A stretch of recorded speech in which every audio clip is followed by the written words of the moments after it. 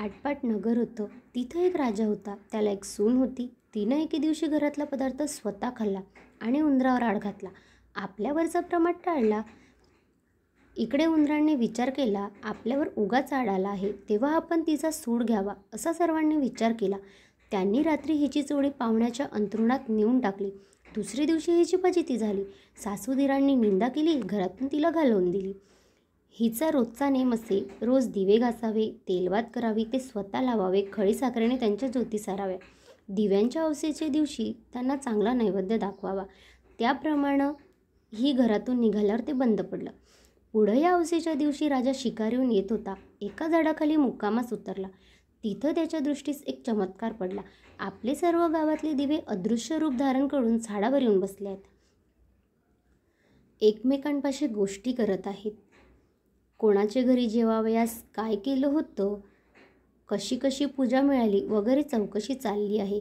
सर्वत्रांनी आपापल्या घरी घडलेली हकीकत सांगितली. त्यांच्या मागून राजाच्या घरचा दिवा सांगू लागला, बाबांनो काय सांगू, यंदा माझ्यासारखा हातभागी कोणी नाही. मी दरवर्षी सर्व दिव्यात मुख्य असायचा. माझा थाटमाट जास्ती व्हायचा. त्याला यंदा अशा विपत्तीत दिवस काढावे लागत आहेत. इतकं म्हटल्यावर त्याला सर्व दीपकांनी विचारलं, असं होण्याचं कारण काय? मग तो सांगू लागला, बाबांनो काय सांगू, मी ह्या गावच्या राजाच्या घरचा दिवा. त्याची एक सून होती. तिनं एके दिवशी घरातला पदार्थ स्वतः खाल्ला आणि उंदरावर आड घातला. आपल्यावरचा प्रमाद टाळला. इकडे उंदराने विचार केला, हा आपल्यावर उगाच आड घातला आहे, तेव्हा आपण तिचा सूड घ्यावा, असा सर्वांनी विचार केला. रात्री तिची चोळी पाहुण्यांच्या अंथरुणात नेऊन टाकली. दुसरे दिवशी तिची फजिती झाली. सासूदिरांनी निंदा केली, घरातून तिला घालवून दिली. म्हणून मला हे दिवस आले. ती दरवर्षी माझी मनोभावे पूजा करीत असे.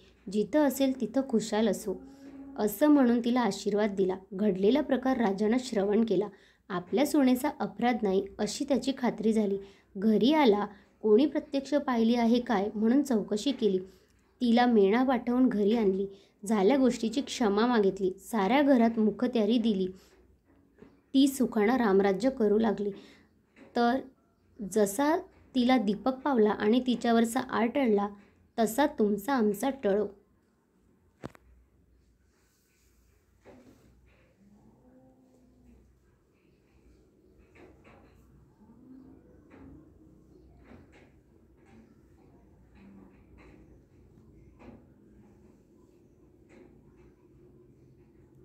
व्हिडिओ आवडल्यास चॅनलला नक्की सबस्क्राईब करा.